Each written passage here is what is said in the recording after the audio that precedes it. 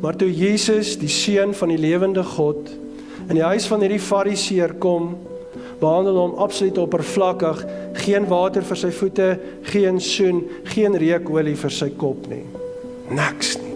Maar teenoor die fariseer se gemaklike houding, kom 'n vrou sonder 'n naam met 'n baie slegte reputasie, in absolute ontzag en aanbidding na die Here toe om God te verheerlik in Jesus. Sy het gehoor van hierdie Messias wat vergewe en liefhet. Sy storm na Jesus toe, val neer by sy voete. Sy het nie water nie, maar sy is so aangedaan dat sy huil en hierdie druppels val op Jesus se voete, genoeg om sy voete te was. Sy het nie 'n handdoek nie, sy droog sy voete af met haar hare. Sy breek haar kosbaarste besitting, hierdie duur parfuum oop en giet dit oor hom uit as 'n daad van aanbidding, terwyl sy Jesus se voete bly soen die heeltyd.